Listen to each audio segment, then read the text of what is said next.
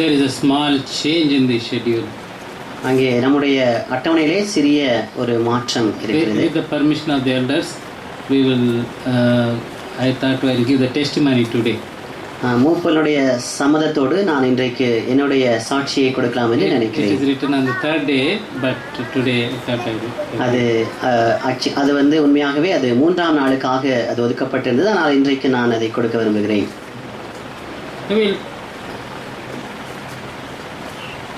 How many of you have given testimony in the church after being born again? நீங்கள் ரட்சிக்கப்பட்டதற்கு பின்பதாக உங்களில் எத்தனை பேர் சபையிலே உங்களுடைய சாட்சியை கொடுத்திருக்கிறீர்கள்? Kindly raise your hands. உங்களுடைய கரங்களை உயர்த்தி காட்டுங்கள். Ladies or gents? சகோதரர்களோ சகோதரிகளோ நீங்கள் உங்களுடைய கைகளை உயர்த்தி காட்டலாம். But it is very important to give testimony in the house of God. தேவனுடைய வீட்டிலே நம்முடைய சாட்சியை கொடுப்பது மிகவும் முக்கியமான ஒரு காரியம். When we were born again, we used to tell all our friends so that again we may not go back. See, I don't go to movie from today. Or we used to keep on telling everybody who meets so that because I accepted Christ, so that tomorrow they will not call us. நாம் மறுபடியும் பிறந்ததற்கு பின்பதாக நாம் சந்திக்கிற யாராக இருந்தாலும் நம்முடைய நண்பர்களாக இருந்தாலும் நாம் இந்த விதமாக நான் தேவனை நான் ஏற்றுக்கொள்ளேன் என்று சொன்ன அவர்களுக்கு நாம் சாட்சி பகரும் பொழுது நாம் பின்வாங்கி செல்ல முடியாதபடிக்கு அது நமக்கு உதவி செய்யும். It is very important to give our testimony before the congregation. இந்த சபை மக்கள் முன்பதாக நம்முடைய சாட்சியை கொடுப்பது மிகவும் முக்கியமான ஒரு காரியம். Even our open air is a testimony. நம்முடைய வெளிப்பிரசங்க ஊழியமும் கூட ஒரு சாட்சியாக இருக்கிறது. Once people look at us in the open air, நம்மை வெளிப்பிரசங்கத்திலே மக்கள் பார்க்கும் பொழுது we are very cautious how to behave. நாம் எப்படியாக நடந்து கொள்ள வேண்டும் என்று மிகவும் நாம் கவனத்துடன் இருப்போம். There will be a restraint on us to not to misbehave. நாம் எந்த விதத்திலும் தவறாக நடக்க கூடாது என்று சொல்லி நாம் கவனமாக நம்மை பார்த்துக் கொள்வோம். What drives our attitude and behavior is our internal self.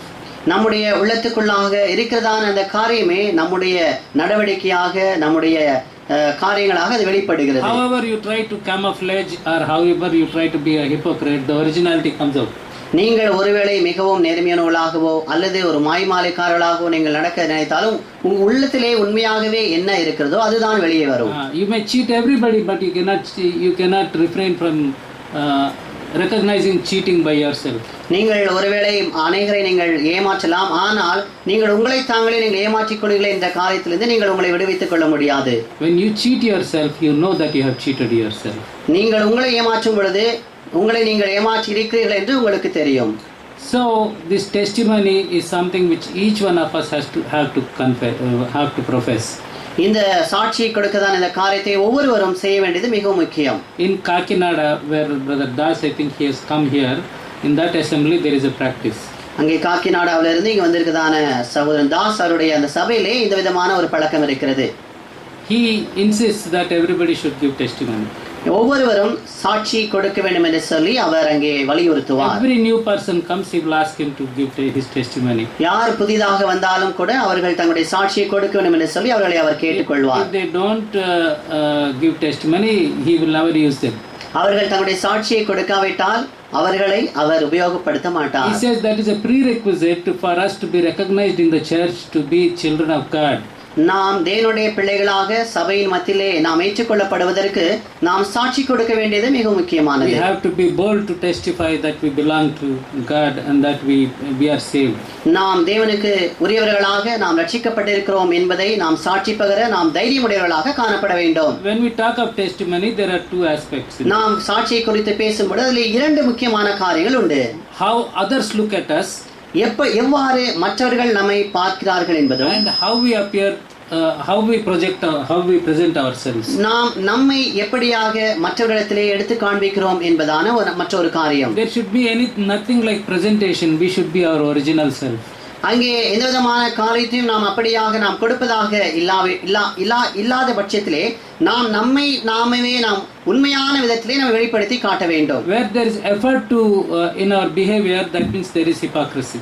நாம் ஒருவேளை நம்முடைய பழக்க வழக்கங்களை நாம் பார்க்கும் பொழுது அதிலே ஒருவேளை மாய்மாலம் காணப்படலாம். So it's necessary for us to be original.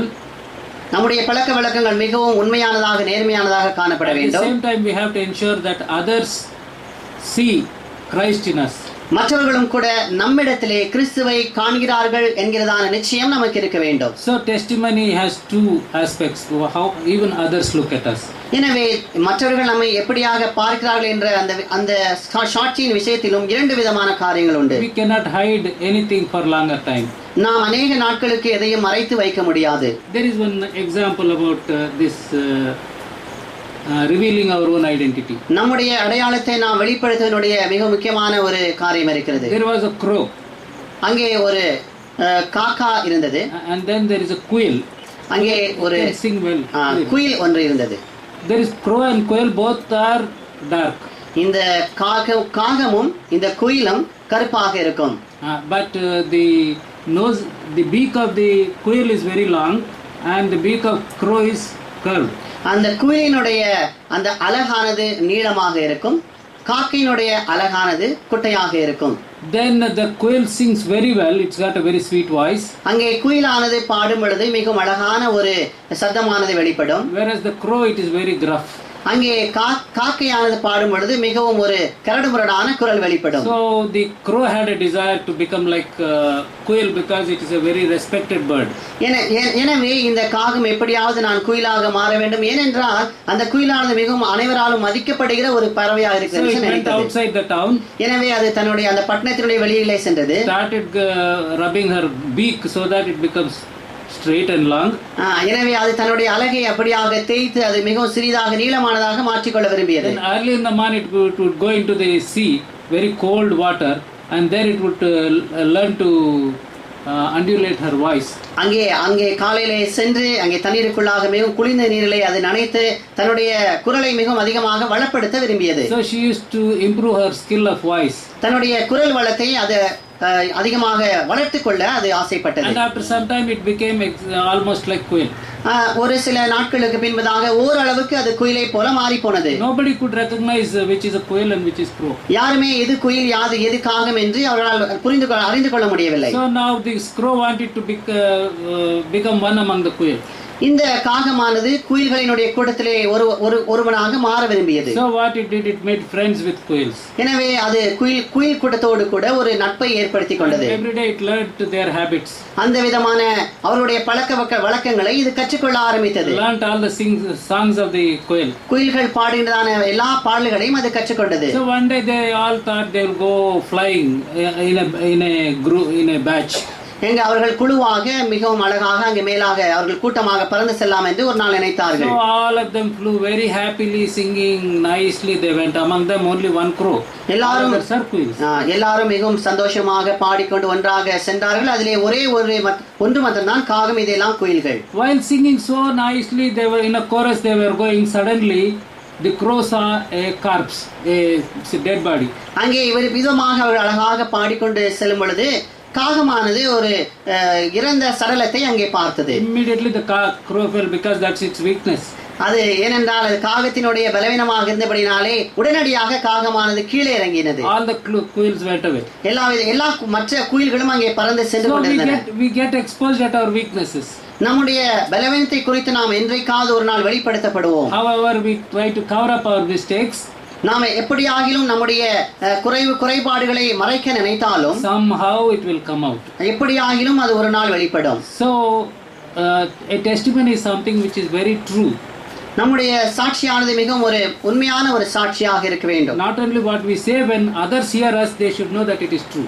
நாம் சொல்லும் பொழுது மாத்திரமல்ல, மற்றவர்கள் அதை குறித்து கேள்விப்படும் பொழுது அது உண்மையாகவே இருக்க வேண்டும். Then we have the correct testimony. அப்பொழுது மாத்திரமே நமக்கு ஒரு சரியான சாட்சியானது காணப்பட முடியும். I am not saying that everybody has to give a kind of structured testimony. எல்லாரும் ஒரு மிகவும் அமைப்புடன் கூடியதான ஒரு சாட்சி அவர்கள் சொல்ல வேண்டும் என்று சொல்லி நான் கூறவில்லை. Some people give testimony in such a way that in broken words they express Christ in a very exalted manner. அவர்கள் மிகவும் உடைந்து போன ஒரு வார்த்தைகளின் மூலமாக ஆண்டவராகிய இயேசு கிறிஸ்து மிகவும் அதிகமாக உயர்த்தக்கூடிய ஒரு சில சாட்சிகளை நான் கேட்டிருக்கிறேன். Sometimes when testimonies are so large, still we see that there is no Christ manifested through the testimony. ஒருவேளை சிலருடைய சாட்சிகள் மிகவும் நீளமானதாக இருக்கும், ஆனாலும் கூட அந்த சாட்சிகளிலே ஆண்டவராக இயேசு கிறிஸ்து நாமமானது மகிமைப்படாது இருந்ததை கூட நான் கண்டிருக்கிறேன். Some people begin with a very lofty stage in their life. ஒரு சிலர் தன்னுடைய வாழ்க்கையில மிகவும் உயர்ந்த நிலையிலே அவர்கள் அதை ஆரம்பிக்கிறார்கள். Then after that, after some time they show, such a man have become so small because I accepted Christ. ஆனால் அவர்கள் தேவனை ஏற்றுக்கொண்ட நிமித்தமாக இவ்வளவு பெரிய ஒரு மனிதன் இவ்வளவு சிறிய ஒரு மனிதனாக மாறி போனான் என்று சொல்லி தன்னை காண்பிக்கிறார்கள். See, I was from such a big caste, I was from such a big family, such orthodox family. Now I was like this, and suddenly I accepted Christ, and now I am like this. நான் ஒரு பெரிய ஒரு குடும்பத்திலிருந்து வந்தவன், மிகவும் ஆச்சாரமான குடும்பத்திலிருந்து நான் பிறந்து வளர்ந்தவன், நான் மிகவும் பெரிய ஒரு இடத்துல இருந்தேன், ஆனால் ஆண்டவரை ஏற்றுக்கொண்ட பொழுது நான் இப்படியாக மாறி போனேன் என்று அவர்கள் சொல்கிறார்கள். He has been reduced because he has accepted Christ. அவர் தேவனை ஏற்றுக்கொண்ட நிமித்தமாக தன்னுடைய நிலைமையில் இருந்து அவர் குறைக்கப்பட்டார் என்று அவர் சொல்கிறார். The purpose of testimony is to glorify God for the salvation he has given to us. நமக்கு கொடுக்கப்பட்ட ரட்சிப்பின் நிமித்தமாக நாம் தேவனை மகிமைப்படுத்த வேண்டியதே நம்முடைய சாட்சியின் நோக்கம். That is the essence of our testimony. நம்முடைய சாட்சியினுடைய மிக முக்கியமான ஒரு சாராம்சம் அதுவாகும். What we say and what we behave have to be matched. நாம் என்ன சொல்கிறோம் என்பதும் நாம் எப்படி நடந்து கொள்கிறோம் என்பதும் ஒன்றோடு ஒன்று பொருந்தக்கூடியதாக காணப்பட வேண்டும். Our preaching and practicing should not be different. நம்முடைய போதகமும் நம்முடைய நடத்தையும் வித்தியாசமானதாக இருக்கக்கூடாது. So it is very important for all of us to give testimony. நம்ம அனைவருக்கும் சாட்சி கொடுக்க வேண்டியது மிக முக்கியமான காரியம். On your behalf, I will ask our elders to give an opportunity for all to give their testimony. Young or big, men or women. உங்கள் சார்பாக இங்கே உள்ள மூப்பர்களை நான் கேட்டுக்கொள்கிறேன், நீங்கள் அனைவரும் தங்களுடைய சாட்சியை சபையிலே பகிர்ந்து கொள்ள வேண்டும் என்று. That is very necessary. அது மிகவும் அவசியமான ஒரு காரியம். So okay, we will begin with my testimony. நான் என்னுடைய சாட்சியை நான் இப்பொழுது ஆரம்பிக்கிறேன். I was born in a Christian family. நான் ஒரு கிறிஸ்தவ குடும்பத்திலே பிறந்தேன். My parents have been in this vision and fellowship for before I was born again. Before I was born. நான் பிறப்பதற்கு முன்பதாக என்னுடைய பெற்றோர்கள் இந்த சபையினுடைய தரிசனத்திலும் ஐக்கியத்திலும் அவர்கள் காணப்பட்டார்கள். My parents were very spiritual people. அவர்கள் மிகவும் ஆவிக்குரிய பெற்றோர்கள். And my mother was born again in the year 1949. என்னுடைய தாயார் 1949 வருடம் ரட்சிக்கப்பட்டார்கள். My father was born again in 1952. என்னுடைய தகப்பனார் 1952 வருடம் தேவனை ஏற்றுக்கொண்டார்கள். After he was born again, அவர் இவ்விதமாக மறுபடியும் பிறந்த பின்பு he was burdened to start an assembly in Hubli. ஹூப்ளியிலே கர்நாடகாவிலே இருக்கிறதான ஹூப்ளியிலே ஒரு சபையை ஆரம்பிக்க வேண்டும் என்று சொல்லி பாரப்பட்டார்கள். My mother was born again in the Brethren assembly. என்னுடைய தாயார் பிரதரன் சபையிலே அவர்கள் ரட்சிக்கப்பட்டார்கள். In Brethren assembly they are refrained from women from worshiping. அங்கே பிரதரன் சபையிலே பெண்கள் ஆராதிப்பது தடை செய்யப்பட்டிருக்கிறது. My mother was very strong in that faith. என்னுடைய தாயார் அந்த விசுவாசத்திலே மிகவும் உறுதியாக இருந்தார்கள். Though my father was born again and tried to begin a church, she refused to attend that church because she had her strong convictions very strong and deeply rooted in that. என்னுடைய தகப்பனார் ரட்சிக்கப்பட்டு ஒரு சபையை ஆரம்பிக்க வேண்டும் என்று சொல்லி விரும்பின போதிலும் என்னுடைய தாயார் பிரதரன் சபையிலே மிகவும் உறுதியான விசுவாசத்தை கொண்டிருந்தபடினாலே அந்த சபைக்கு வருவதற்கு அவர்கள் மறுத்தார்கள். But then when she started praying one day, எனவே அவர்கள் இந்த விதமாக ஜெபம் பண்ண ஆரம்பித்தார்கள். The Lord showed her from John 4:24, Gospel according to John 4:24. யோவான் எழுதின சுவிசேஷம் 4ஆம் அதிகாரம் 24ஆம் வசனத்தை ஒரு நாள் தேவன் அவர்களுக்கு காண்பித்தார். What does it say? The God is spirit, so they that worship him must worship him in truth and in spirit. அது என்ன சொல்கிறது? தேவன் ஆவியா இருக்கிறார், அவரை தொழுது கொள்கிறவர்கள் ஆவியோடு உண்மையோடும் அவரை தொழுது கொள்ள வேண்டும் என்று. Suddenly a point struck to her. எனவே உடனடியாக அவர்களுக்கு ஒரு புதிய ஒரு புத்தியானது வந்தது. The Lord asked us to worship in spirit. தேவன் ஆவியோடும் உண்மையோடும் நம்மை ஆராதிக்க விரும்புகிறார். Now in spirit there is no male spirit and female spirit. அந்த ஆவியிலே பெண் ஆவி ஆண் ஆவி என்று இல்லை. So all can worship. எல்லாரும் ஆராதிக்கலாம். So I too can worship. நான் இந்த ஆராதனையை நான் எடுக்க போகிறேன். Till God spoke to her, she refused to leave that assembly and come to our assembly. தேவன் அவளோடு கூட பேசும் மட்டுமாக அவர்கள் அந்த சபையை விட்டு இந்த சபைக்கு வருவதற்கு அவர்கள் மனமில்லாதிருந்தார்கள். That was the strong conviction and the deep rooted spirituality my parents had. இந்த விதமான ஒரு மிகவும் ஆழமான விசுவாசத்தையும் உறுதியான ஒரு நம்பிக்கையுமே என்னுடைய பெற்றோர்கள் கொண்டிருந்தார்கள். But that does not help any individual. ஆனால் அந்த விதமான விசுவாசம் எந்த யாரையும் அது பாதிக்கவில்லை.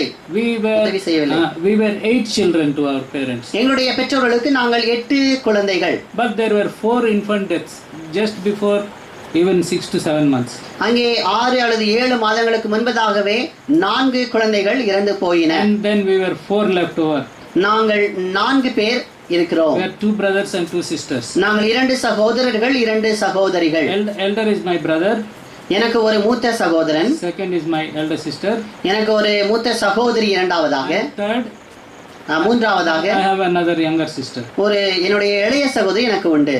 So we went through a lot of poverty in our earlier days. எங்களுடைய ஆதி நாட்களிலே நாங்கள் மிகவும் ஏழ்மைக்குள்ளாக சென்று கொண்டிருந்தோம். My father used to do God service. எங்களுடைய தகப்பனார் தேவனுடைய ஊழியத்தை செய்து கொண்டிருந்தார். And we were 4 children studying almost at the same time. நாங்கள் 4 பேரும் ஒரே சமயத்திலே படித்துக் கொண்டு வந்தோம். All were put in good schools and heavy fees had to be paid. நாங்கள் நல்ல ஒரு பள்ளிகளிலே சேர்க்கப்பட்டு மிகவும் அதிகமான பணம் செலுத்த வேண்டியிருந்தது. My father did not earn anything. He spent all his money and earnings only for our education. எங்களுடைய தகப்பனார் எதையுமே சம்பாதிக்கவில்லை. அவர் சம்பாதித்த அனைத்தையும் எங்களுடைய படிப்புக்காகவே செலவழித்தார். It is only 1 week ago he left to be with the Lord. ஒரு வாரத்துக்கு முன்பதாக தான் என்னுடைய தகப்பனார் தேவனோடு கூட இருக்கும்படியாக எடுத்துக்கொள்ளப்பட்டார். So we were born to spiritual parents. நாங்கள் God service. நாங்கள் தேவனுக்கு ஊழியம் செய்கிற ஆவிக்குரிய பெற்றோர்களுக்கு பிறந்தோம். But everybody was very obedient to the parents. நாங்கள் அனைவரும் எங்களுடைய பெற்றோர்களுக்கு மிகவும் கீழ்ப்படிதலுள்ளவர்களாக காணப்பட்டோம். I was only a little disturbed child. நான் மாத்திரமே மிகவும் தொந்தரவு கொடுக்கக்கூடிய ஒரு பிள்ளையாக காணப்பட்டேன். When I was about 12 years old, நான் 12 வயதாக இருக்கும் பொழுது I met with an accident. எனக்கு ஒரு பெரிய ஒரு விபத்து நிகழ்ந்தது. And my leg was chopped into 2. என்னுடைய காலானது 2 துண்டாக அங்கே உடைந்து போனது. It's not fracture. அது ஒரு சிறிய ஒரு பிளவு அல்ல. Just if you hit a chicken leg, how it gets separated, like that it got separated. அது ஒரு கோழியினுடைய காலை கத்தியாலே துண்டித்து அகற்றுவது போல என்னுடைய காலானது துண்டிக்கப்பட்டது. 2 separated. என்னுடைய கால்கள் 2ஆக துண்டிக்கப்பட்டது. As soon as the accident was over, I was taken to the railway hospital which was close by. அந்த விபத்து நடந்த உடனடியாக நான் அங்கே அருகாமையில் இருக்கிறதான railway ஆஸ்பத்திரியிலே அனுமதிக்கப்பட்டேன். Then they put plaster of Paris. அவர்கள் put 2 pieces together and put plaster of Paris. அவர்கள் இந்த 2 கால்களையும் ஒன்றாக இணைத்து அவர்கள் மாவு கட்டு போட்டார்கள். Morning they said they will amputate, they will close the wound. Morning they will amputate. They will cut it and put one small piece of skin was hanging. That they said they will cut and put stitches. அங்கே அடுத்த நாள் காலையிலே எனக்கு சிறிதாக தொங்கிக் கொண்டிருந்த ஒரு சதையானது காணப்பட்டது. அதை ஒன்றாக இணைத்து நாங்கள் தைப்போம் என்று சொல்லி அவர்கள் சொன்னார்கள். Then a friend of my father came, he was a believer. விசுவாசியாக இருக்கக்கூடியதான என்னுடைய தகப்பனாருடைய ஒரு நண்பர் அங்கே காலையிலே வந்தார். He came and told my father. அவர் வந்து என்னுடைய தகப்பனாரிடத்திலே சொன்னார், brother, you are already prepared to have this leg amputated. நீங்கள் இந்த காலை ஏற்கனவே எடுக்கும்படியாக நீங்கள் தயார் செய்து விட்டீர்கள். Why don't you take him to a place here which is called Badrapur? இங்கே பத்ராப்பூர் என்ற இடத்திற்கு ஏன் இவரை நீங்கள் கொண்டு செல்லக்கூடாது? Put all these leaves and all that leave and they'll tie and do something. அவர்கள் இந்த விதமாக பச்சை இலைகளெல்லாம் வைத்து அவர்கள் கட்டி ஏதோ ஒன்று செய்வார்கள் என்று அவர் சொன்னார். He said you don't lose anything. In case he loses his leg, you are already prepared for it. நீங்கள் எதையுமே நீங்கள் இழந்து போகாதீர்கள். நீங்கள் ஏற்கனவே இந்த காலை எடுக்கும்படியாக நீங்கள் தயார்படுத்தி விட்டீர்கள். எனவே கவலைப்படாதீர்கள். And then we went to Badrapur. எனவே நாங்கள் அங்கே பத்ராப்பூருக்கு சென்றோம். What they did was they said we cannot assure you, but anyway we will try. நீங்கள் நிச்சயமாக நாங்கள் சொல்ல முடியாது, ஆனாலும் கூட நாங்கள் முயற்சி செய்கிறோம் என்று அவர்கள் சொன்னார்கள். The flesh was bouncing like this. It was overgrown like this. என்னுடைய சதையானது மிகவும் அதிகமாக வெளியே வந்து அது காணப்பட்டது. It was not getting closer because the meat was bulging out. ஏனென்றால் என்னுடைய கால்கள் சரியாக இணைக்கப்பட முடியவில்லை என்றால் அந்த சதையானது மிக அதிகமாக வளர்ந்து வெளியே காணப்பட்டது. So we went there. They put leaf and some juices, all that, and then they put sticks and tied. எனவே அவர்கள் அங்கே நாங்கள் சென்ற பொழுது ஒரு சில பச்சிலைகளை வைத்து ஒரு சில சாறுகளை எல்லாம் வைத்து அவர்கள் கட்டி ஒரு சில தைல்களை எல்லாம் அவர்கள் We had to போட்டார்கள். go through a strict diet. நாங்கள் மிகவும் கண்டிப்பான உணவு பழக்கத்தை நாங்கள் மேற்கொள்ள We வேண்டியிருந்தது. stayed there for 20 days. அது 20 நாட்களுக்கு அது அப்படியாக சொல்லப்பட்டது. And the wound was very fresh. அந்த காயமானது மிகவும் புதிதாக இருந்தது. Then there was convocation in Madras. அங்கே அந்த சமயத்திலே சென்னையிலே ஒரு பரிசுத்த சபை கூடுதல் நடந்தது. So my father was in railways. Every year we used to go for convocation. என்னுடைய தகப்பனார் ரயில்வேயிலே பணி செய்த நிமித்தமாக நாங்கள் எல்லா வருடமும் அங்கே செல்வது So வழக்கம். that year also we went with my leg tied. அந்த வருடமும் கூட என்னுடைய கால்களை கட்டிக்கொண்டவனாக நான் அந்த பரிசுத்த சபை கூடுதலுக்கு சென்றேன். When we went there, my father asked Brother Baksing, will you pray for my son? அங்கே நாங்கள் சென்ற பொழுது என்னுடைய தகப்பனார் பக்சிங் அவர்களை கூப்பிட்டு என்னுடைய மகனுக்காக நீங்கள் ஜெபிக்கலாமா என்று சொல்லி அவர் கேட்டார். He said, oh, all right, bring him after some time. ஒரு சில கொஞ்ச நேரம் கழித்து நீங்களுடைய மகனை கொண்டு வாருங்கள் என்று அவர் சொன்னார். Now the Brother Baksing was praying in a particular room. அவர் ஒரு தனியான ஒரு அறையிலே இருந்து அவர் ஜெபித்துக் கொண்டிருப்பார். The room was like this. It was built out of wood. அங்கே அந்த குறிப்பிட்ட அறையானது மரத்தினாலே கட்டப்பட்டிருக்கும். A platform, wooden platform was made about 6 feet above. அங்கே மரத்தினால் செய்யப்பட்ட ஒரு மேடையானது ஒரு 6 அடி உயரத்துக்கு இருக்கும். On top of that, a shed like this with hay. அங்கே வைக்கோலினாலே பண்ணப்பட்ட ஒரு கூடாரமானது அங்கே போட்டிருக்கும். And there were steps to climb that wooden platform. அந்த மரத்தினாலான மேடைக்கு ஏறுவதற்காக ஒரு சில படிகள் அங்கே இருக்கும். So my father carried me and went to that room. அந்த இடத்திற்கு என்னுடைய தகப்பனார் என்னை சுமந்து கொண்டு அங்கே சென்றார். He was alone praying with white clothes. He was praying for very long time. அவர் மிகவும் அதிகமான நேரமாக தன்னுடைய வெள்ளை ஆடைகளை அணிந்து கொண்டு அவர் ஜெபித்துக் கொண்டிருந்தார். My father carried me for a very long time. அவர் என்னுடைய தகப்பனார் என்னை மிகவும் அதிகமான நேரமாக தூக்கி வைத்துக் கொண்டிருந்தார். Suddenly at the door we were waiting. அந்த கதவுகளை நாங்கள் காத்துக் கொண்டிருந்தோம். Suddenly Brother Baksing opened his eyes. திடீரென்று சகோதரன் பக்சிங் அவர்கள் தன்னுடைய கண்களை திறந்தார். He saw my father and summoned like this. அவர் இந்த விதமாக என்னுடைய தகப்பனாரை பார்த்து அவர் இப்படியாக கூப்பிட்டார். So we went there. எனவே நாங்கள் அங்கே சென்றோம். And then he took some pink oil, some oil that was colored pink. அங்கே பிங்க் நிறத்தில் இருக்கக்கூடியதான ஒரு எண்ணெயை அவர் எடுத்தார். Then he put on my head. Put it on my head and prayed. என்னுடைய தலை மேலாக அப்படியாக வைத்து அவர் ஜெபித்தார். After that I came walking. அதுக்கப்புறமாக நான் நடந்து வந்தேன். I was getting down the stairs. I simply walked. Subconsciously I walked. So there was nothing new. I was walking. நான் மிகவும் தெளிவுள்ளவனாக நான் அங்கிருந்து நடந்து வந்தேன். I came walking. நான் நடந்து வந்தேன். Then got down the steps. அந்த படிகளின் கீழாக இறங்கினேன். While I was getting down, நான் படிகளுக்கு கீழாக இறங்கும் பொழுது halfway through, அந்த பாதி வழியிலே I realized I was walking. நான் நடந்து கொண்டிருக்கிறேன் என்று உணர்ந்தேன். Till then I did not know how I walked. அது வரைக்கும் நான் எப்படி நடந்தேன் என்று எனக்கு தெரியாது. It is only 20 days old wound. It's not a fracture. அது ஒரு சிராய்ப்பல்ல 20 நாட்கள் ஆன ஒரு பெரிய காயம். So I started restricting myself. அதுக்கப்புறமாக நான் என்னை நான் தடை செய்ய நான் முயற்சித்தேன். I continue to walk till today. அன்றிலிருந்து இன்று வரைக்கும் நான் நடந்து கொண்டிருக்கிறேன். It took at least 2 years for the wound to be healed. Wound was like that only, but everything structurally it was sound. அவர்கள் சொன்னார்கள் என்னுடைய காயமானது ஆறுவதற்கு 2 வருடங்கள் பிடிக்கும். ஏனென்றால் என்னுடைய காயத்தினுடைய நிலைமை அப்படிதான் இருந்தது. It is a miracle that has happened in my life. என்னுடைய வாழ்க்கையில் நடந்த மிகப்பெரிய அதிசயம் இது. The Lord was very gracious towards me. Otherwise I would have been on crutches today. தேவன் என்னோடு என் பேரிலே மிகவும் கிருபையாக இருந்தபடினாலே நான் இன்றைக்கு நடக்கிறேன். நல்லது, நான் இந்த விதமாக நான் ஊன்றுகோலை ஊன்றிக்கொண்டுதான் நான் நடக்க வேண்டும். When I became big, நான் பெரியவனான பொழுது I had many questions. எனக்கு அநேக கேள்விகள் இருந்தது. I thought my father took me to Brother Baksing. அவர் என்னுடைய தகப்பனார் என்னை சகோதரன் பக்சிங் அவர்களிடத்தில் எடுத்து கொண்டு சென்றார். He carried me there. அவர் என்னை தூக்கி சென்றார். While coming, why did he not carry me? நான் மறுபடியும் வரும் பொழுது ஏன் என் தகப்பனார் என்னை தூக்கி கொண்டு வரவில்லை? How did this happen? இது எப்படி நிகழ்ந்தது? It was a great mystery to me. அது ஒரு மிகப்பெரிய ஒரு ரகசியமாக காணப்பட்டது. And then I started being very grateful to God. எனவே நான் அன்றிலிருந்து தேவனுக்கு மிகவும் நன்றியுள்ளவனாக காணப்படுகிறேன். I had no personal experience with the Lord Jesus Christ. தேவனோடு கூட எனக்கு எந்த விதமான தனிப்பட்ட அனுபவமும் கிடையாது. But a great honor and respect for God was there. ஆனால் ஆண்டவராகிய இயேசு கிறிஸ்துவுக்கு என்று நான் மிகவும் அதிகமான கனத்தையும் மகிமையும் நான் கொடுத்துக் கொண்டிருந்தேன். As a young man, my heart was longing towards God. நான் வாலிபனாக இருந்த சமயத்திலே என்னுடைய இருதயமான தேவனுக்காக அதிகமான ஏக்கம் கொண்டிருந்தது. Then after that I started going to school.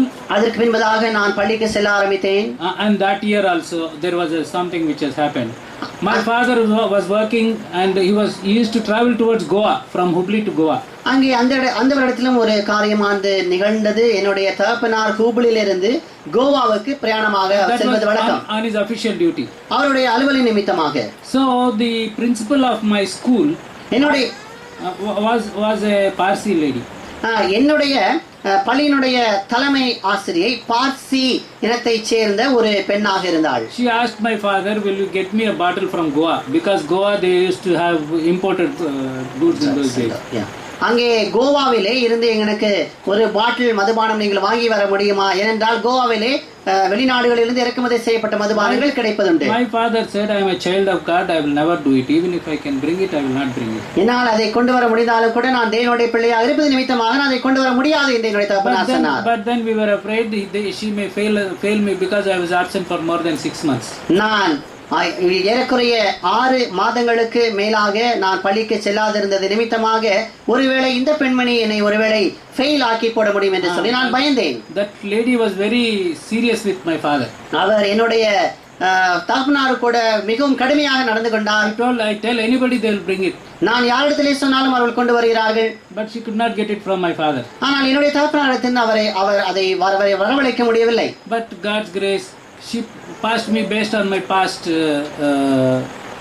record. என்னுடைய கடந்த கால பதிவேடுகளை வைத்து அந்த பெண்மணியானவர்கள் அவர்கள் பாஸ் செய்தார்கள். After that days rolled by. அந்த விதமாக அதற்கு பின்பதாக நாட்கள் கடந்து சென்றன. In my house only the assembly used to gather for 20 years. எங்களுடைய வீட்டிலே தான் 20 வருடங்களாக சபையானது கூடி வந்து கொண்டிருந்தது. Right from our childhood we learned all these arts, all these works. சபையிலே உள்ள எல்லா விதமான வேலைகளையும் நாங்கள் எங்களுடைய குழந்தை பருவத்திலிருந்து கற்றுக்கொண்டு வந்தோம். Sweeping the floor, அங்கே தரையை பெருக்குவது, putting mats, அங்கே பாய் போடுவது, playing harmonium, ஹார்மோனியம் வாசிப்பது. And then Petromax light used to be there in those days. அந்த நாட்களிலே பெட்ரோமாக்ஸ் அந்த லைட் உண்டு, அதை நாங்கள் பற்ற வைப்பது. And everything that is needed for the work of the assembly we used to do. சபைக்கு தேவையான எல்லா விதமான வேலைகளையும் நாங்கள் செய்வது வழக்கம். Everybody used to say they are very good children, your children are very good. எல்லாரும் சொல்வார்கள் உங்களுடைய பிள்ளைகள் மிக நல்ல பிள்ளைகள் என்று. But there is wickedness in the heart.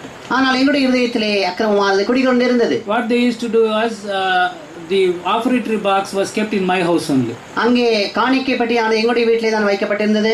What my father used to do is once in a month he will take out, if there is some surplus he will put it in the bank. அங்கே அவர் ஒரு மாதத்துக்கு ஒரு முறையாக அந்த காணிக்கை பெட்டி எடுத்து இதுவும் அதிகமாக இருந்தால் அதை எடுத்து அவர்கள் பேங்க்லயே அவர்கள் போடுவார்கள். But every month when he saw, always there is shortage.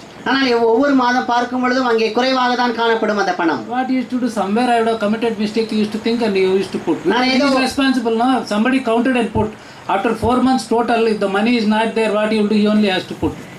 4 மாதங்களுக்கு பின்பதாக யாரையும் பார்த்தார்கள் என்றால் அங்கே குறைவாக காணப்பட்டால் அவர்கள் அதுக்கு பொறுப்பாக இருந்தபடினாலே அவர் தன்னுடைய பாக்கெட்ல இருந்து பணத்தை போட்டு நான் எங்கேயோ இடத்திலே தவறு செய்திருக்கேன் என்று சொல்லி அவர் இப்படியாக அவர் அதை சமாளித்து விடுவார். What I used to do is slowly rob some money.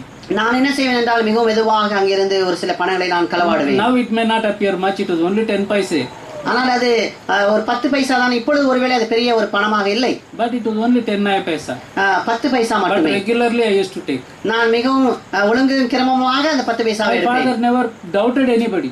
என்னுடைய தகப்பனார் யாரையும் அவர் சந்தேகிக்கவில்லை. Even if he doubts, others will tell, no, your children will not do like. அவர் சந்தேகம் வந்தாலும் கூட நோ அப்படி இல்லை, உங்களுடைய பிள்ளைகள் அப்படி செய்ய மாட்டார்கள் என்று தான் சொல்ல ஆட்கள் இருந்தார்கள். So those went on and as far as possible I used to do this. எனவே என்னால் முடிந்த அளவுக்கு இந்த விதமான காரியங்களை நான் செய்து கொண்டே வந்தேன். நாட்கள் கடந்து சென்றன. After I reached 9th standard, நான் 9ஆம் வகுப்பு சேர்ந்த பொழுது our class teacher gave me this lottery tickets book to sell lottery tickets. என்னுடைய வகுப்பு ஆசிரியர் லாட்டரி டிக்கெட்ஸ் விற்கும்படியாக என்னிடத்திலே கொடுத்தார். She told you sell one book. She gave everybody one book and she gave me also one book. எல்லாருக்கும் ஒரு புத்தகம் கொடுப்பார்கள். அதை போல எனக்கும் ஒரு லாட்டரி புத்தகம் கொடுத்தார்கள். I sold the tickets and ate the money. நான் அந்த எல்லா லாட்டரி டிக்கெட்டை விற்று அந்த பணத்தை நான் சாப்பிட்டு விட்டேன். What else to do? I cannot go and show my face to the teacher. அந்த இடத்துல அப்படியாக இருக்கும் பொழுது நான் என்னுடைய முகத்தை என்னுடைய வகுப்பு ஆசிரியத்திலே போய் காண்பிக்க முடியாது. So every day I used to go my house at normal time and come back home like I have gone to the school. நான் எப்பொழுதுமே இந்த விதமாக எப்பொழுதும் செல்வது போல நான் வீட்டிலிருந்து புறப்பட்டு எப்பொழுதும் வருவது போல வீட்டுக்கு நான் வந்து விடுவேன். In between there used to be some problem. In between I used to manage loitering here and there. அந்த அதுக்கிடைப்பட்ட நேரத்திலே நான் அங்கும் இங்குமாக சென்று நேரத்தை பொழுதுபோக்காக கழிப்பது உண்டு. After 1 month a friend of mine met my father. ஒரு சில தினங்களுக்கு பின்பதாக என்னுடைய ஒரு நண்பன் என்னுடைய தகப்பனாரை சந்தித்தான். Uncle, why Daniel is not coming to school? அவன் டானியல் ஏன் பள்ளிக்கு வருவதில்லை என்று என்னுடைய தகப்பனாரிடத்திலே கேட்டான். He did not understand. அவருக்கு புரிந்து கொள்ள முடியவில்லை. He said he is not coming since 1 month. அவர் சொன்னார், என்னுடைய நண்பர் சொன்னான், அவர் ஒரு மாதமாக டானியல் பள்ளிக்கு வருவதில்லையே. Daily I go home and also pretend to do some homework. நான் ஒவ்வொரு நாளும் வீட்டுக்கு சென்று ஹோம்வொர்க் செய்வது போல நான் பாவலா செய்வது உண்டு. He could not doubt my bona fides. என்னுடைய இந்த விதமான காரியங்களை குறித்து என்னுடைய தகப்பனாருக்கு எந்த விதமான சந்தேகமும் வரவில்லை. He went to the school, found out everything.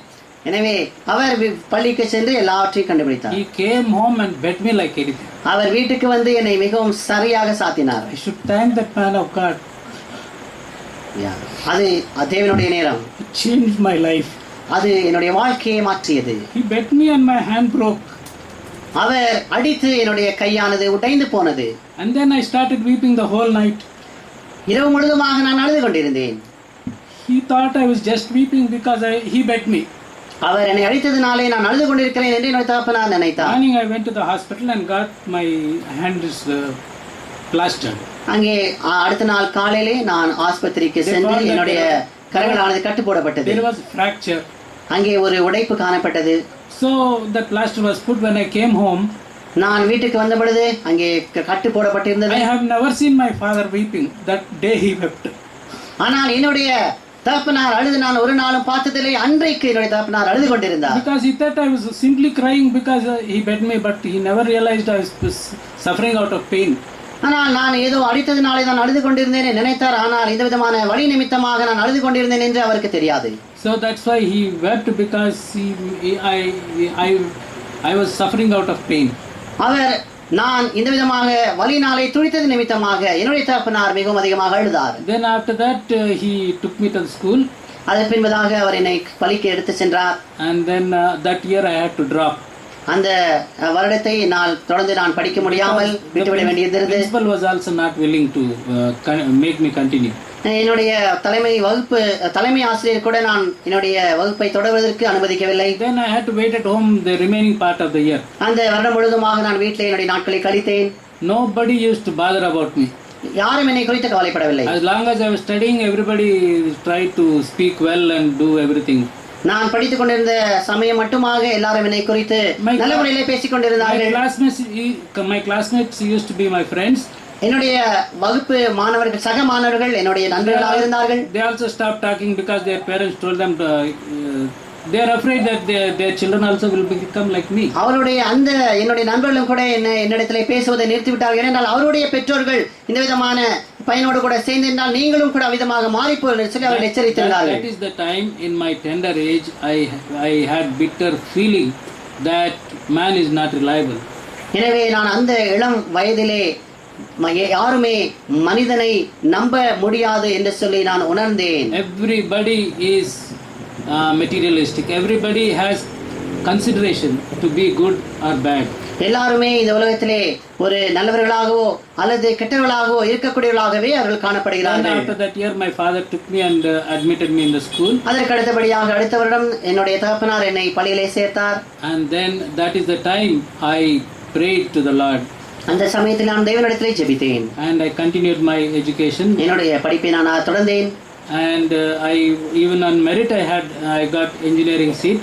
நான் மெரிட்ல எனக்கு இன்ஜினியரிங் சீட் எனக்கு கிடைத்தது. 35 years ago. அது ஒரு 35 வருடங்களுக்கு முன்பதாக. I was studying, but because my father could not support my education, I left it and joined the bank. நான் தொடர்ந்து படிக்க என்னுடைய தகப்பனார் எனக்கு உதவி செய்ய முடியாததினாலே அதை நான் விட்டுவிட்டு வங்கியிலே ஒரு அலுவலராக நான் பணியிலே சேர்ந்தேன். Like that my later life continued. இந்த விதமாக என்னுடைய பின் நாட்களுடைய வாழ்க்கை தொடர்ந்தது. Meanwhile 2 or 3 incidents have also happened. அந்த சமயத்திலே ஒரு 2-3 காரியங்கள் நிகழ்ந்தன. Once I was bitterly sick and there also the Lord saved me. நான் மிகவும் அதிகமான சுகவீனத்துக்குள்ளாக நான் இருந்த பொழுது தேவன் என்னை காப்பாற்றினார். Morning I was sharing with brother also that one I also had a heart attack, but I was providentially saved. ஆனால் இன்று காலையிலே சகோதரன் கூட நான் பகிர்ந்து கொண்டிருந்தேன். நானும் கூட ஒரு இருதய நோயாளி தான். ஆனால் தேவன் நான் பிழைக்கும்படியாக எல்லாவற்றையும் ஏற்கனவே ஏற்படுத்தியிருந்தார் என்று சொல்லி. Every 3 years I used to go and transfer from place to place. நான் எப்பொழுதும் கிரமமாக ஒவ்வொரு 3 வருடங்களும் ஒரு இடத்திலிருந்து இன்னொரு இடத்திற்கு நான் மாறுதலாகி செல்ல வேண்டியிருந்தது. My family used to be stationed in Hyderabad. ஆனால் என்னுடைய குடும்பமானது எப்பொழுதும் அங்கே ஹைதராபாத்ல இருப்பார்கள். At no time did my wife and children come to see where I was working. நான் வேலை செய்த இடத்திலிருந்து ஒரு பொழுதும் என்னுடைய மனைவியோ பிள்ளைகளோ வந்து என்னை பார்த்ததில்லை. It so happened that one day that was on December 8th, my wife rang up and said, tomorrow is the second Saturday, why not we come there? நான் அப்பொழுது டிசம்பர் 8ஆம் தேதி 2ஆம் சனிக்கிழமையாயிருந்தது. அப்பொழுது என்னுடைய மனைவி எனக்கு ஃபோன் பண்ணி நாங்கள் ஏன் நாளை தினம் அங்கே வரக்கூடாது என்று சொல்லி என்னிடத்திலே கேட்டார்கள். come. எனவே நான் சொன்னேன் வாருங்கள். So 9th they came, my son and daughter and my wife came by car. அங்கே என்னுடைய மகனும் மகளும் மனைவியும் அங்கே காரிலே அங்கே டிசம்பர் 9ஆம் தேதி வந்தார்கள். 10th morning I got a heart attack. December 10ஆம் தேதி காலையிலே எனக்கு ஹார்ட் அட்டாக் வந்தது. And that was a very small village. அது ஒரு மிகச்சிறிய ஒரு கிராமம். We went round the village for a doctor, we could not get even one doctor. அந்த கிராமம் முழுவதுமாக நாங்கள் சுற்றி அலைந்தாலும் கூட ஒரு மருத்துவரையாகிலும் நாங்கள் கண்டுபிடிக்க முடியவில்லை. And providentially my family was there with me. My son drove me up to Kakinada. அங்கே அதிர்ஷ்டவசமாக என்னுடைய குடும்பமானது என்னோடு கூட இருந்தபடினாலே என்னுடைய மகன் என்னை கரீம் நகருக்கு மிகவும் விரைவாக காரிலே எடுத்து சென்றான். The rest of the story continues. அதேவிதமாக என்னுடைய கதையானது தொடர்ந்து செல்கிறது. But God's providence was there. If my family had not come on that day, anything could have happened. என்னுடைய குடும்பமானது அன்றைக்கு அங்கு வராதிருந்தால், அந்த விதமான ஏற்பாடு தேவனால் ஏற்படுத்தப்படாதிருந்தால் எதுவும் எனக்கு நடந்திருக்க கூடும். Last August 15th I was in the hospital. கடந்த வருடம் ஆகஸ்ட் 15ஆம் தேதி நான் ஆஸ்பத்திரியிலே இருந்தேன். Because it was 15th holiday, 15th was a holiday, I came on 14th. நான் 15ஆம் தேதி விடுமுறையாக இருந்ததினாலே நான் 14ஆம் தேதி வந்தேன். 14th night I had severe pain in my stomach. என்னுடைய வயிற்றிலே 14ஆம் தேதி இரவு மிகவும் அதிகமான வலி வந்தது. I was admitted in the hospital and operated for gallbladder. அங்கே கால் பிளாடரை அறுவை சிகிச்சை செய்யும்படியாக நான் அந்த இரவு ஆஸ்பத்திரியிலே அனுமதிக்கப்பட்டேன். Ravishankar also came to monitor all these things. சகோதரன் ரவிசங்கர் கூட அங்கே வந்து எல்லாவற்றையும் கவனிக்கத்தக்கதாக வந்தார். I was working in Kakinada, but on 14th, because 15th is a holiday, I came on 14th. நான் 15ஆம் தேதி விடுமுறையாக இருந்ததினாலே காக்கிநாடாவிலே வேலை செய்து கொண்டிருந்த நான் 14ஆம் தேதி இரவிலே அங்கே வந்தேன். If I had been at Kakinada, நான் ஒருவேளை காக்கிநாடாவிலே இருந்திருந்தேன் என்றால் then nobody would have been there to attend on me. என்னை கவனிப்பதற்கு அங்கே யாருமே இருந்திருக்க முடியாது. All this I am saying because God has a purpose in saving me all the time. எல்லா சமயத்திலும் தேவன் என்னை காப்பாற்றினதற்கு அவருக்கு ஒரு நோக்கம் உண்டு. He knew my future whereas I did not know my future. என்னுடைய எதிர்காலம் எனக்கு தெரியாதிருந்த போதிலும் தேவனுக்கு என்னுடைய எதிர்காலத்தை பற்றி நன்றாக தெரிந்திருந்தது. Suddenly after I was detained in school, நான் இங்கே பள்ளியிலிருந்து நான் நிறுத்தப்பட்ட அந்த நாட்களிலே when I prayed, நான் ஜெபித்த பொழுது suddenly I remembered that about this robbery from cash box. அங்கே காணிக்கை பெட்டியிலிருந்து நான் களவாடின அந்த காரியம் என்னுடைய மனதிலே வந்தது. I repented, Lord, I will never do it again. ஆண்டவரே, நான் இனிமேல் ஒருபோதும் இதை செய்ய மாட்டேன் என்று சொல்லி நான் மனம் திரும்பினேன். In my life I will never do it again. என்னுடைய வாழ்க்கையிலே இதை போல நான் மறுபடியும் ஒரு காலம் செய்ய மாட்டேன். For God's glory I never did it again. தேவனுடைய மகிமைக்காக நான் சொல்லி நான் எப்பொழுதும் அதை மறுபடியும் செய்ததே இல்லை. And because of that confession, Lord restored my education again. என்னுடைய அந்த அறிக்கை நிமித்தமாக தேவன் என்னுடைய படிப்பை எனக்கு திரும்ப கொடுத்தார். And then I moved ahead. நான் அவிதமாக முன்னேறி சென்றேன். Then I neglected to accept Jesus as my savior. ஆனால் தேவனை என்னுடைய சொந்த இரட்சகராக ஏற்றுக்கொள்வதற்கு நான் மறுத்தேன். Having done all the works that are in the church, சபையிலே எல்லா விதமான வேலைகளை நான் செய்து கொண்டிருந்தாலும் I became like a Pharisee. நான் ஒரு பரிசேயனை போலவே காணப்பட்டேன். What is the nature of a Pharisee? பரிசேயனுடைய தன்மை என்ன? They think they are pious people. அவர்கள் சொல்கிறார் பரிசேயர்கள் அவர்கள் மிகவும் சரியான ஒரு மக்கள் என்று. They think they are chosen by God. அவர்கள் தேவனால் தெரிந்து கொள்ளப்பட்டவர்கள் என்று நினைக்கிறார்கள். They are proud that they know the scriptures. அவர்களுக்கு வேத வசனம் நன்றாக தெரியும் என்று அவர்கள் நினைக்கிறார்கள். these three qualities were there in me. இந்த எல்லா விதமான குணாதிசயங்களும் என்னிடத்திலே காணப்பட்டன. Because I am from a born again family. நான் ஒரு ரட்சிக்கப்பட்ட குடும்பத்திலிருந்து வந்தபடினாலே. That to Hebron means people were serious about Hebron people in those days. அங்கே இந்த ஹெப்ரோன் மக்களை பற்றிதான அந்த நாட்களிலே அநேகர் மிகவும் அக்கறை கொண்டு இருப்பார்கள். The general opinion was the Hebron people are very serious about spirituality. அங்கே ஆவிக்குரிய வாழ்க்கை குறித்து ஹெப்ரோன் மக்களுக்கு மிக அதிகமான கவனமும் அக்கறையும் உண்டு என்று சொல்லி மக்கள் நினைத்திருந்தார்கள். And then the concept of born again was there because of Brother Giftson. சகோதரன் பக்சிங் அவர்களின் நிமித்தமாக இங்கே மறுபடியும் பிறக்க வேண்டும் என்கிறதான அந்த கருத்தானது எங்களிடத்திலே காணப்பட்டது. We became like chosen people for the in the house of God. தேவனுடைய சபையிலே நாங்கள் தெரிந்து கொள்ளப்பட்ட மக்களைப் போல இருந்தோம். We were capable of telling anything from the scripture. நாங்கள் வேத வசனத்திலிருந்து எதையும் சொல்லக்கூடியவர்களாக காணப்பட்டோம். All the time we were hearing from morning till evening. நாங்கள் எப்பொழுதுமே காலையிலிருந்து சாயங்காலம் மட்டுமாக தேவனுடைய வசனத்தை கேட்டுக்கொண்டிருக்கிறோம். There was no choice, we had to attend all the meetings. நாங்கள் அதை அந்த கூட்டத்திலே நாங்கள் கலந்து கொள்ளவில்லை தவிர வேறு எங்களுக்கு வழி இல்லை. Some skill developed as though we can speak anything. நாங்கள் இந்த விதமாக எதையும் பேசக்கூடியவர்களாக நாங்களுக்கு அதிகமான திறமையானது வளர்ந்தது. To explain this, I will tell you one incident. இதை நான் விளக்கும்படியாக ஒரு சிறிய ஒரு காரியத்தை நான் கூறுகிறேன். When I went for baptism, நான் ஞானஸ்நானம் எடுக்கும்படியாக சென்ற பொழுது there was one boy in front of me. எனக்கு முன்பதாக ஒரு பையன் இருந்தார். And the one who was counseling was Brother Venkatratnam. Venkat ரத்னம் சகோதரன் அவர்கள் அவருக்கு ஆலோசனை கொடுத்து கொண்டிருந்தார்கள். He is my sister's father-in-law. அவர் என்னுடைய சகோதரனுடைய மாமனாராக அவர் இருக்கிறார். And he worked with Brother Giftson very closely. அவர் சகோதரன் பக்சிங் அவரோடு கூட மிகவும் நெருக்கமாக ஊழியம் செய்தவர். Why I am saying this is because he is my relative. He might show some favor in the counseling. எனவே அவர் எனக்கு இந்த விதமான உறவு முறையாக இருந்தபடினாலே இந்த என்னுடைய ஆலோசனையிலே அவர் எனக்கு ஒருவேளை தயவு செய்யக்கூடும் என்று சொல்ல நினைத்திருந்தேன். There was a boy in front of me. எனக்கு முன்பதாக ஒரு பையன் இருந்தார். He started questioning him. அவர் கேள்வி கேட்க ஆரம்பித்தார். How were you born again? நீ எப்படியாக ரட்சிக்கப்பட்டாய்? Which is the verse God spoke to you? எந்த வசனத்தின் மூலமாக தேவன் உன்னோடு கூட பேசினார்? Are you sure that your sins are forgiven? உன்னுடைய பாவங்கள் மன்னிக்கப்படுவது நிச்சயம் உனக்கு உண்டா? Do you have the assurance that God has forgiven? தேவன் உன்னை மன்னித்தார் என்று நிச்சயம் உனக்கு உண்டா? How can you say this? இதை இப்படியாக நீ இதை எப்படி சொல்ல முடியும்? That boy was vociferous. He told everything. அவன் மிகவும் அதிகமான திறமை வாய்ந்தவனாக காணப்பட்டனாலே அவன் எல்லாவற்றுக்கும் பதில் அளித்தான். Everything with supporting verses he told. அதற்கு இணையான அதற்கு பலம் கொடுக்கிறதான எல்லா வசனங்களையும் அவன் எடுத்து கூறினான். So skillfully he told that there is no doubt that this boy is not born again. அவன் மறுபடியும் பிறக்கவில்லை என்பதற்கு எந்த விதமான சந்தேகம் வராதபடிக்கு மிகவும் திறமையாக அவன் பதில் கூறினான். Brother Venkatratnam, what he did? எனவே வெங்கட்ரத்னம் சகோதரன் அவர் என்ன செய்தார்? After listening everything, அவர் எல்லாவற்றையும் கவனித்த பிறகு he simply said, why don't you wait for next time baptism? நீ ஏன் அடுத்த முறை ஞானஸ்நானம் எடுக்கும்படியாக நீ காத்திருக்க கூடாது? He got angry. அவனுக்கு மிக கோபம் வந்தது. What do you mean? My marriage is fixed. என்னுடைய கல்யாணமானது அங்கே நிச்சயம் பண்ணிவிட்டது. So that's why he learned the skill of answering everything. எனவே அவன் அந்த விதமான பதில் சொல்வருடைய திறமையை அவன் கற்றுக்கொண்டிருந்தான். Just to tell you how I was, just to tell you that we were also skillful in knowing so many verses and words, but the work of salvation was not there inside. நமக்கு ஒருவேளை வேத வசனத்தினுடைய பல பகுதிகளிலும் அறிந்து கொள்ளதான திறமை இருக்கலாம், ஆனால் உண்மையான ரட்சிப்பின் கிரியை நம்முடைய இதயத்திலே காணப்படவில்லை. And then I used to confess so many times. நான் இதை அநேக முறை நான் அறிக்கை செய்வது எனக்கு வழக்கம். Many meetings God used to speak to me. அநேக கூட்டங்களிலே தேவன் என்னோடு கூட பேசுவது வழக்கம். And I used to confess, Lord, forgive me. ஆண்டவரே தேவனே என்னை மன்னியும் என்று சொல்லி நான் மன்னிப்பு கேட்பது வழக்கம். I would never raise my hand or accept. நான் எப்பொழுதுமே என்னுடைய கரங்களை உயர்த்தி நான் ஏற்றுக்கொண்டதில்லை. Many people when they ask me, are you born again? அநேக நாட்களில் அநேகர் என்னை கேட்கும் பொழுது நீ ரட்சிக்கப்பட்டிருக்கிறாய் என்று கேட்கும் பொழுது I was born again so many times. நான் அநேக முறை ரட்சிக்கப்பட்டு விட்டேன் என்று நான் சொல்லுவேன்.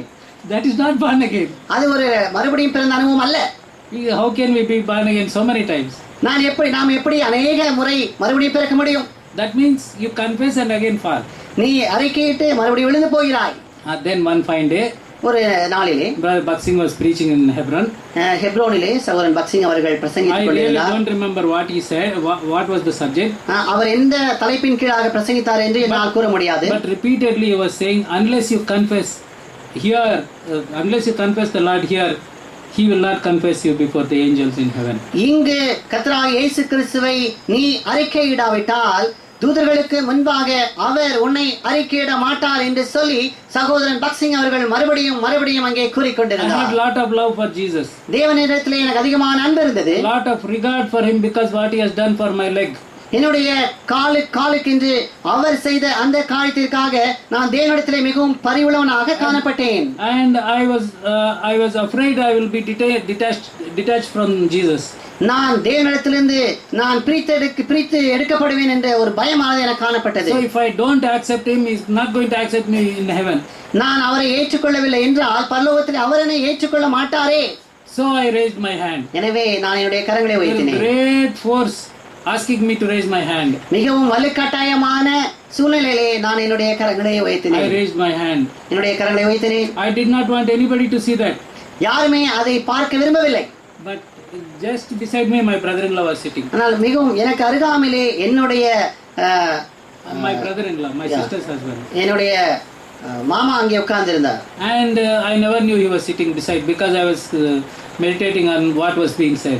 அங்கே என்ன சொல்லப்பட்டிருந்தது என்பதை குறித்து நான் அதிகமாக தியானித்துக் கொண்டிருந்தனாலே அவர் எனக்கு பக்கத்தில் உட்கார்ந்து எனக்கு தெரியவில்லை. And then he immediately congratulated me. அவர் உடனடியாக அவரை வாழ்த்தினார். He has congratulated me. அவர் என்னை இது விதமாக வாழ்த்தினார். Then the Pandora box is open. Now I cannot deny.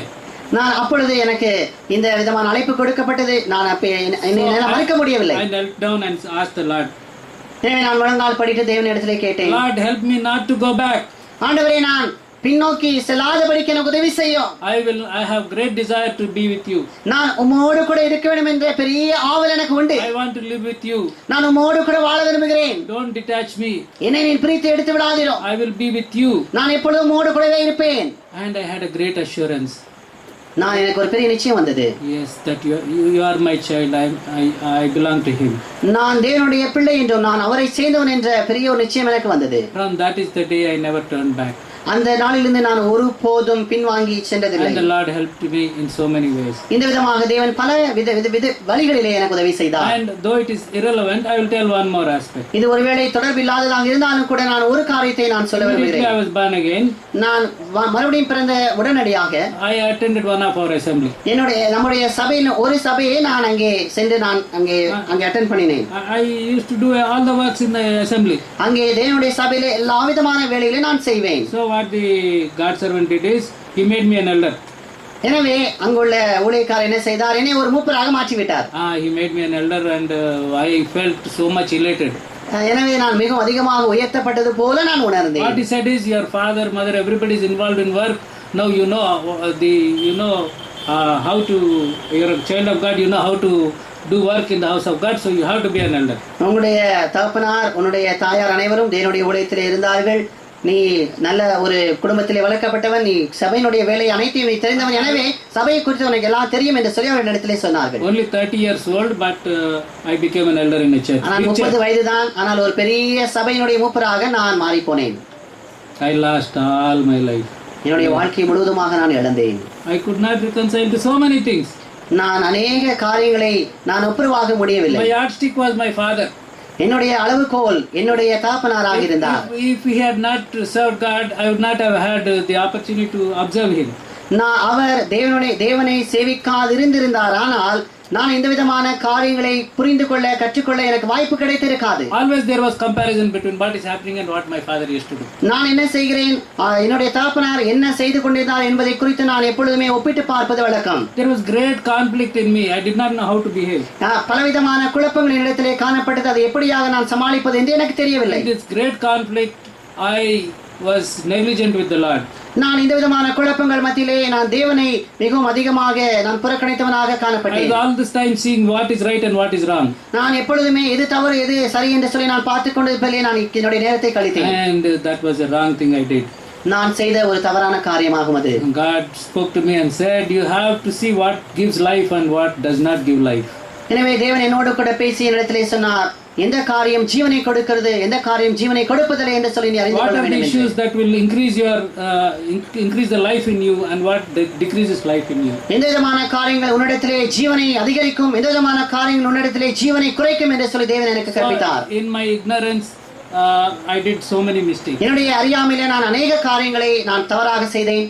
So after that I left that assembly. அதற்கு பின்பதாக அந்த சபையிலிருந்து நான் வெளியே சென்றேன். And then of course we had to change our place, so we changed the assembly. எனவே நாங்கள் எங்களுடைய இடத்திலிருந்து வெளியே வர வேண்டிய இந்த நிமித்தமாக நாங்கள் அந்த சபையை விட்டு வெளியே வர வேண்டியிருந்தது. So what wanted to tell is, நான் என்ன சொல்ல விரும்புகிறேன் என்றால், I am highly indebted to the Lord for the work of salvation done to me.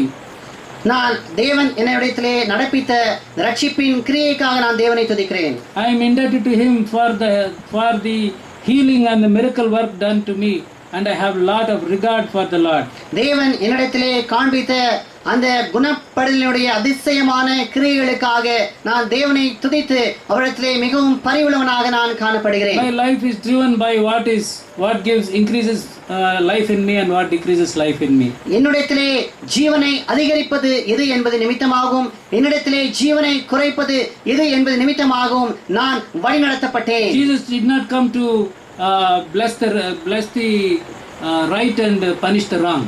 இங்கே சரியான மக்களை அவர் ஆசீர்வதித்து தவறான மக்களுக்கு அவர் தண்டனை கொடுக்கும்படியாக இயேசுவானவர் இந்த பூலோகத்திற்கு வரவில்லை. He did not come to tell us what is right and what is wrong. அவர் எது சரி எது தவறு என்று சொல்வதற்காகவும் இந்த பூலோகத்திற்கு வரவில்லை. He came to give us life.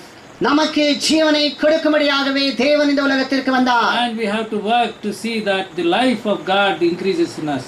எனவே நம்முடைய வாழ்க்கையிலே தேவனுடைய அந்த ஜீவனானது அங்கே வளர்ந்து ஏறுகிறதை நாம் பார்க்க வேண்டும். So the Lord, I am grateful to the Lord for the great salvation, great miracle in my life. என்னுடைய வாழ்க்கையிலே நடந்த பெரிய ரட்சிப்புக்காக பெரிய அதிசயமான குணப்படுதலுக்காக நான் தேவனுக்கு நன்றியுள்ளவனாய் இருக்கிறேன். And then I learned that pride is the thing that is the greatest enemy in our life. நம்முடைய வாழ்க்கையிலே பெருமையானது மிகப்பெரிய எது என்பதை நான் கற்றுக்கொண்டேன். And the Lord kept on blessing me. தேவன் என்னை தொடர்ந்து ஆசீர்வதித்துக் கொண்டு வந்தார். A man who was robbing 10 paise, he made him in charge of crores of rupees, hundreds of crores of rupees. அங்கே 10 பைசாவை திருடின ஒரு பையனை தேவன் உயர்த்தி பல 100 கோடிகளுக்கு பொறுப்பானவனாக மாற்றினார். He knew that I was to take charge of this crores of rupees. அவருக்கு நான் இந்த விதமான பல 100 கோடிகளுக்கு பொறுப்பாளனாக மாற வேண்டும் என்பது தேவனுக்கு தெரியும். So he corrected me in my infant stage. எனவே என்னுடைய குழந்தை பருவத்திலே தேவன் என்னை அவர் சரிப்படுத்தினார். And now nothing attracts us, no money, nothing attracts us. Only being faithful to the Lord is what drives me in my life. தேவனுக்கு உண்மையாக இருப்பதை தவிர வேறு எந்த காரியங்களோ பணமோ என்னை கவர்ச்சிக்க முடியாது. Wherever there is opportunity, I try to serve the Lord. எனக்கு சமயம் கிடைக்கும் பொழுதெல்லாம் நான் தேவனை சேவித்துக் கொண்டிருக்கிறேன். I never try to preach which I am not practicing. நான் பயிற்சிக்காத காரியங்களை நான் ஒருபொழுதும் பிரசங்கித்தது இல்லை. For example, உதாரணமாக, all my life I never preached about anger. என்னுடைய வாழ்க்கை முழுவதுமாக கோபத்தை குறித்து நான் பிரசங்கித்ததே இல்லை. Because I have anger. ஏனென்றால் எனக்கு கோபம் உண்டு. That's why I never did that and tried to remain as sincere as possible. But it is the Lord who is the yardstick up to which we have to live up. நாம் எவ்விதமாக வாழ வேண்டும் என்பதற்கான அளவுகோலை தேவன் நமக்கு கொடுக்கிறபடினாலே நான் மிகவும் உண்மையாக என்னால் முடிந்த அளவுக்கு தேவனிடத்திலே நான் உண்மையாக காணப்படுகிறேன். I have 2 children. எனக்கு 2 குழந்தைகள் உண்டு. My daughter is married and she is in US. என்னுடைய மகள் திருமணமாகி அங்கே அமெரிக்காவிலே இருக்கிறார்கள். My son is working in Bangalore. என்னுடைய மகன் பெங்களூரிலே அவர்கள் பணிபுரிந்து வருகிறார்கள். My wife is a school teacher. என்னுடைய மனைவி ஒரு பள்ளியினுடைய ஆசிரியையாக இருக்கிறார். And my wife stay in Hyderabad. அவர்கள் ஹைதராபாத்திலே அவர்கள் வசித்து வருகிறார்கள். Request all of you to pray for me and my family. எனக்காகவும் என்னுடைய குடும்பத்திற்காகவும் நீங்கள் ஜெபிக்கும்படியாக உங்களை நான் தயவாக கேட்டுக்கொள்கிறேன். At the end of our life we may be faithful unto the Lord. நம்முடைய வாழ்க்கை முடியும் மட்டுமாக நாம் தேவனுக்கு உண்மையுள்ளவர்களாக காணப்பட வேண்டும். Whatever little we do in his name may be profitable, useful and edifying to people and to the church. இங்கே இருக்கிறதான நாம் செய்கிறதான ஒவ்வொரு சிறிய காரியங்களும் ஆண்டவராகிய இயேசு கிறிஸ்துவினுடைய சபையினுடைய ஜனங்களுக்கும் அவருடைய ராஜ்யத்திற்கும் அது பிரயோஜனமுள்ளதாக உபயோகமுள்ளதாக அது காணப்பட வேண்டும். Only one verse I will show about my healing, leg healing. என்னுடைய கால் குணமான காரியத்தை குறித்து ஒரே ஒரு வசனத்தை உங்களுக்கு காண்பிக்க விரும்புகிறேன். Here we see Acts chapter 12. அப்போஸ்தலர் 12ஆம் அதிகாரம்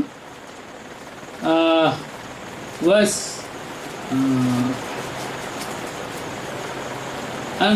7 to 11. 7 11 வசனங்கள் முடிய. I will ask brother to read it, but please listen carefully. நான் வாசிக்கிறேன், நீங்கள் தயவு செய்து கவனமாக கேளுங்கள். We will close after this.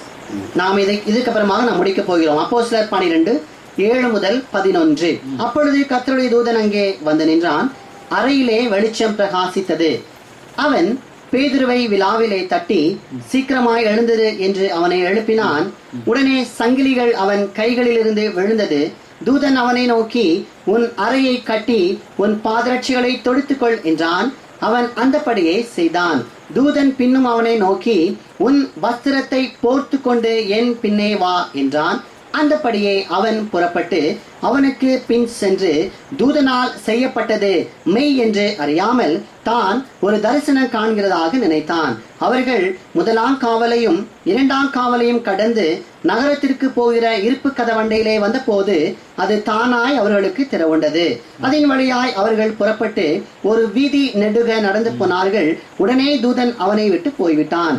பேதுருவுக்கு தெளிவு வந்த போது, ஏரோதின் கைக்கும் யூத ஜனங்களின் எண்ணங்களுக்கும் என்னை விடுதலையாக்கும்படிக்கு கர்த்தர் தம்முடைய தூதனை அனுப்பினார் என்று நான் இப்பொழுது மெய்யாய் அறிந்திருக்கிறேன் என்றான். Now Peter is brought out of the prison. இங்கே பேதுருவானவன் தன்னுடைய சிறைச்சாலையிலிருந்து வெளியே கொண்டு வரப்படுகிறான். Automatically the first gate opened. இங்கே 1ஆம் காவலானது தானாக திறக்கிறது. Second gate opened. 2வது காவலும் தானாக திறக்கிறது. And Peter walked into the street. அங்கே திருவழியாக பேதுருவானவன் நடந்து கொண்டிருக்கிறான். When he went to the end of the street, அங்கே திருமுனையிலே அவன் வந்த பொழுது, the word of God says, when he came to himself. அவனுக்கு நினைவு வந்த பொழுது என்று வேதவசனம் கூறுகிறது. Verse 11. 11ஆம் வசனம். பேதுருவுக்கு தெளிவு வந்த போது, when he came to himself, he realized he was on the street. அவனுக்கு தெளிவு வந்த பொழுது பேதுரு தான் தெருவிலே இருப்பதாக உணர்கிறான். He did not know how he came out. அவன் எப்படியாக வெளியே வந்தான் என்று அவனுக்கு தெரியாது. The angel of the Lord who brought him out. ஆனால் தேவதூதர்கள் அவனை வெளியே கொண்டு வந்தார்கள். He consciously did not come out. அவன் தன்னுடைய மன தெளிவுடனே கூட அந்த சிறைச்சாலையிலிருந்து வெளியே வரவில்லை. Only at the end of the street, when he came to himself, he realized he was on the street. அந்த தெரு முனையிலே அவனுக்கு தெளிவு வந்த பொழுதுதான் அவன் தெருவிலே இருக்கிறதாக அவன் உணர்கிறான். That was my condition. இதுதான் என்னுடைய நிலைமை. I don't remember how I came out, how I walked. நான் எப்படி நடந்தேன் என்று எனக்கு தெரியாது. But the Lord brought me out. ஆனால் தேவன் என்னை வெளியே கொண்டு வந்தார். After that, the same leg I even played for the university. That strong it is. அந்த காலை வைத்துக்கொண்டு என்னுடைய பல்கலைக்கழகத்துக்காக நான் விளையாடக்கூட முடிந்தது. அவ்வளவு உறுதியாக அந்த காலானது இருக்கிறது. The Lord's healing. அது தேவனுடைய குணமாக்குதல். There was plenty of deformity at the place where it is healed. அங்கே அந்த குணப்பட்ட அந்த இடத்திலே ஒரு சில குறைபாடான காரியங்கள் உண்டு. At the railway hospital, doctor said we will again what you call plastic surgery. We will make everything all right. அங்கே எல்லாவற்றையும் சரி செய்யும்படியாக ரயில்வே ஆஸ்பத்திரியிலே நாம் பிளாஸ்டிக் சர்ஜரி செய்யலாம் என்று அவர்கள் சொன்னார்கள். My father said it is divine healing. We will not touch it. அது தெய்வீக குணப்படுதலாக இருந்தபடினாலே என்னுடைய தகப்பனார் அதை நாங்கள் தொடமாட்டோம் என்று சொல்லிவிட்டார். We praise God for the faith of men of God and for the life God has given me. தேவனுடைய மனிதனுடைய விசுவாசத்தின் மூலமாக தேவன் எனக்கு கொடுத்த என்னுடைய ஜீவனுக்காக நான் தேவனை துதிக்கிறேன். May the testimony be of help to a few of us. உங்கள் அனைவருக்கும் இந்த சாட்சியானது பிரயோஜனமாக இருப்பதாக. May the Lord bless. தேவன் தாமே இந்த சாட்சியை ஆசீர்வதிப்பாராக.